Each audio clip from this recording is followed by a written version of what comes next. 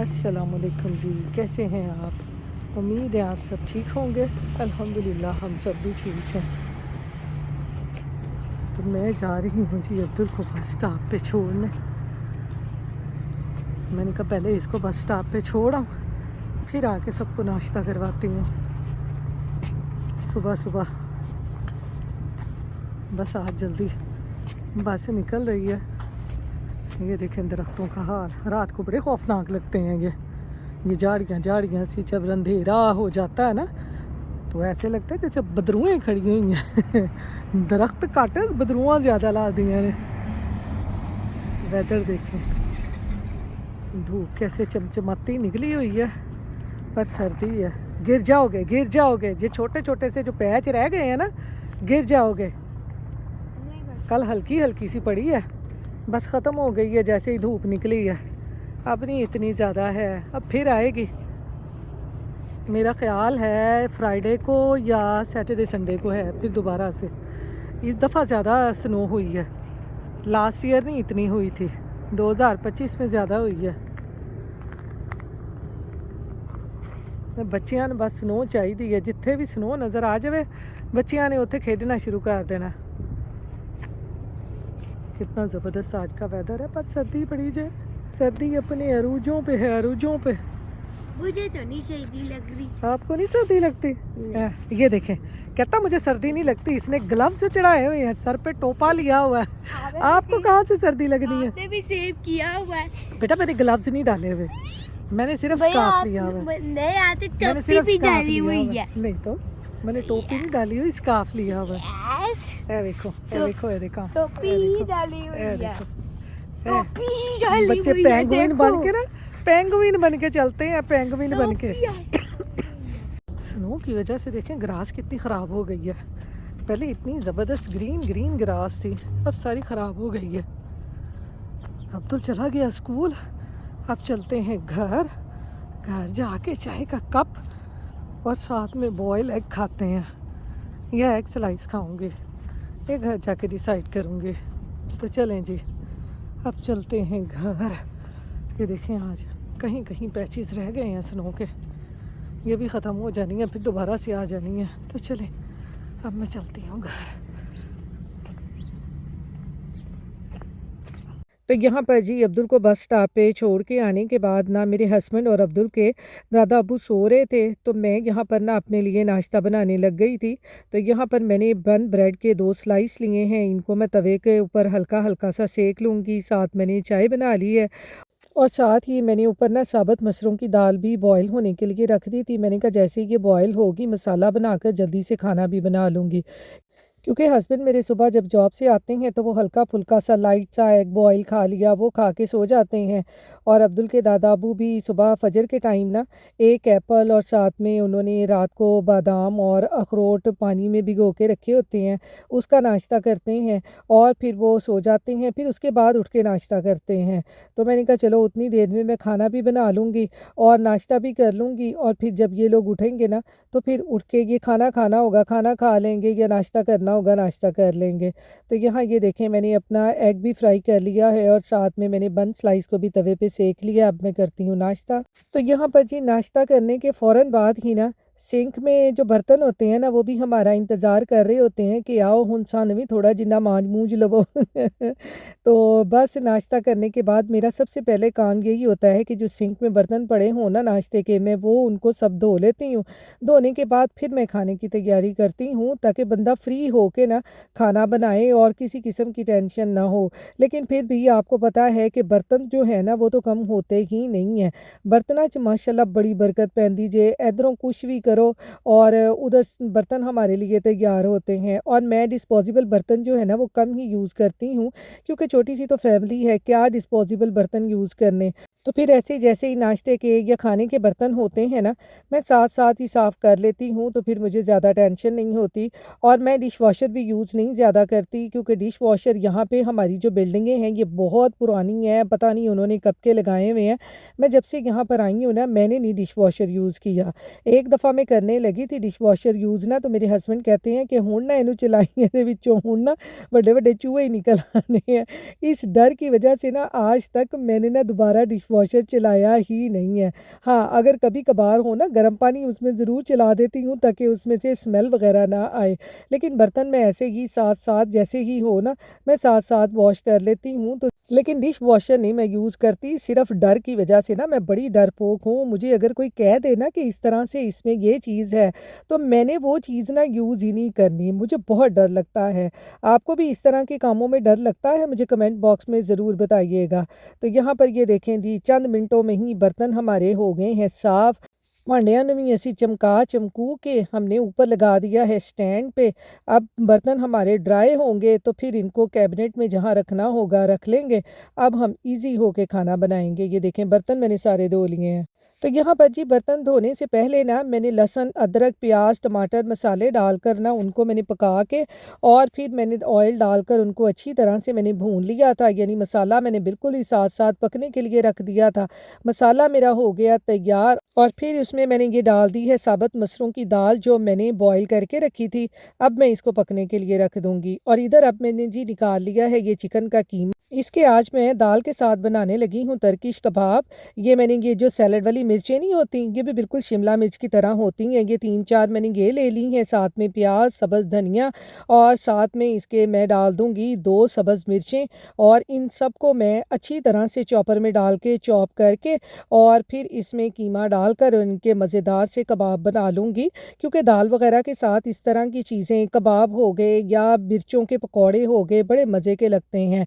मिर्चें थोड़ी-सी स्पाइसी हो जाती हैं और अब्दुल के दादा-अबू आपको पता है ज़्यादा मिर्चें जो बुज़ुर्ग लोग होते हैं वो खाते नहीं हैं। इसलिए मैंने कहा चलो इसके साथ ये टर्किश कबाब बना लेते हैं, उनको अच्छे लगेंगे और साथ वो खा लेंगे।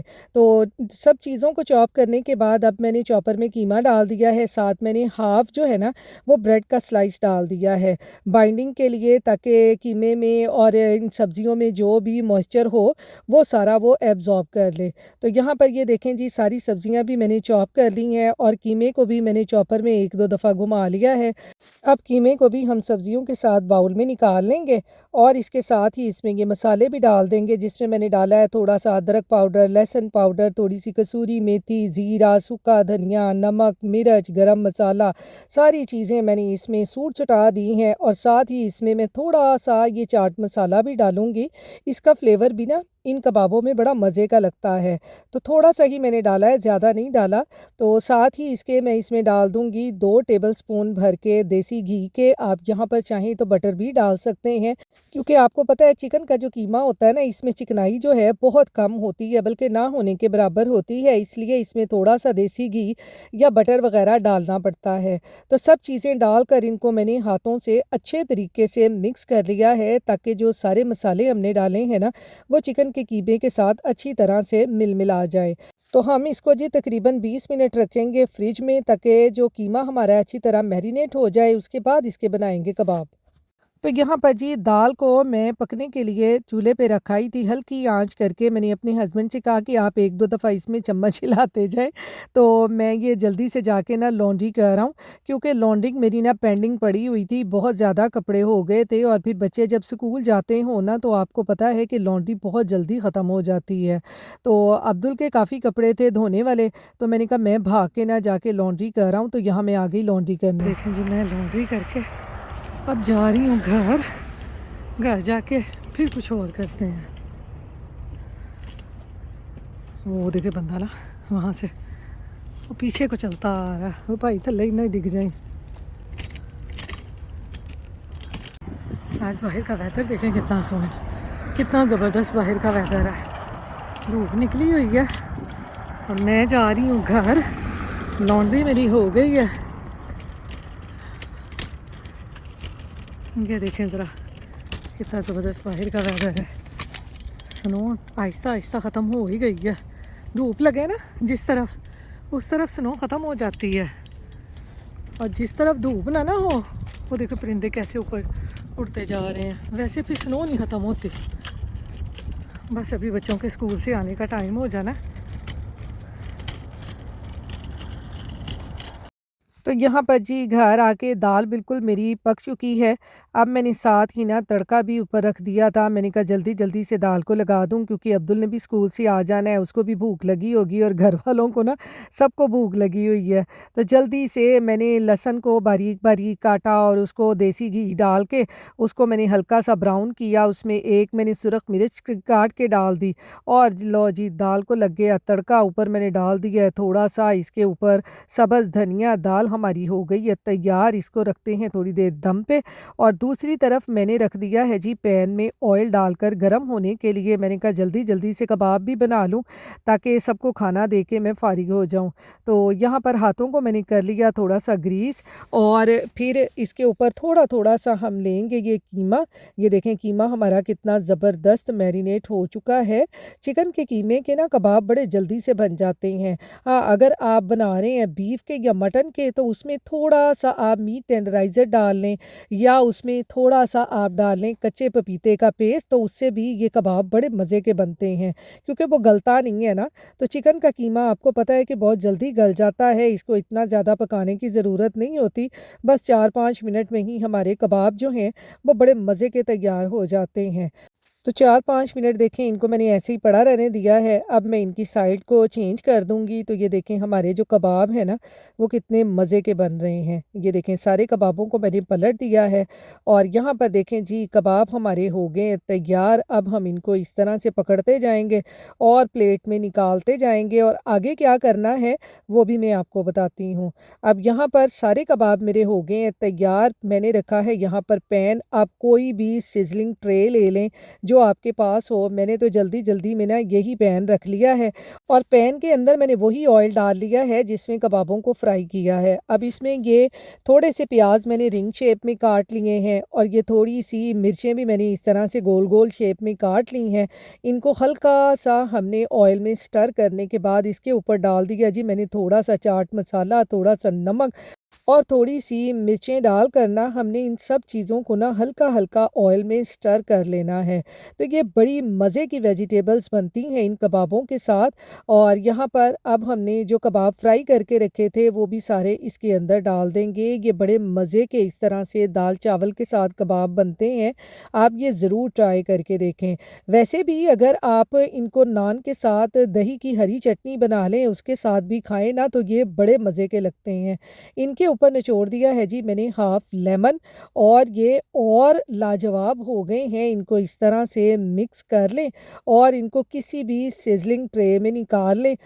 मैंने इनको सिज़लिंग ट्रे में नहीं निकाला क्योंकि मैंने अब्दुल के दादा-अब्बू को देने थे, तो आपको पता है कि मुझे डर होता है कि उनका कहीं हाथ वग़ैरह ना जल जाए, इसलिए मैंने इनको ये छोटी-सी प्लेट में निकाल लिया है ताकि वो ईज़ी होके खा लें।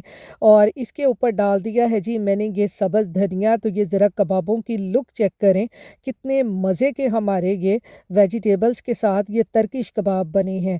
आप ये ज़रूर ट्राई करके देखें। साथ में मैंने चावल बॉयल कर लिए और साथ में हमारे जो मसर हैं साबुत वो भी तैयार हो गए और इस तरह के साथ कबाब हो ना तो मैं कहती हूँ कि खाना खाने का ना मज़ा आ जाता है। तो खाना हमारा हो गया है जी तैयार। तो सबको इतनी भूख लगी हुई है ना कि मैं ते खाना रख के ना मैं तो हमेशा आवाज़ ला लेती है रोटी खुल गई जे आके खा लो। तो ये देखें जी यहाँ पर मैं आपको ये कबाब तोड़ के दिखाऊँ कितना मज़ेदार, कितना जूसी, कितना ज़बरदस्त कबाब बना है। तो ये साथ में मैंने कचूमर सैलड भी बना लिया था क्योंकि दाल वगैरह, चावल वगैरह इस तरह से हो ना, तो ऐसी चीज़ें बड़ी मज़े की लगती हैं। तो यहाँ पर जी अब अब्दुल और अब्दुल के दादा-अब्बू जो हैं वो बैठ के खाना खा रहे हैं। अब्दुल तो खा रहा है नान कबाब, जो उस दिन दावत पे मंगवाए थे ना नान कबाब, अब्दुल को बहुत पसंद है। वो कहता मम्मा मैंने वही खाने हैं, मैंने दाल-चावल नहीं खाने। तो मैंने कहा बेटा आपको जो पसंद है आप वो खा लो। और अब्दुल के दादा-अब्बू जो हैं वो मसर चावल और साथ में टर्किश कबाब ही खा रहे हैं। उनको वो बहुत पसंद खाना आया।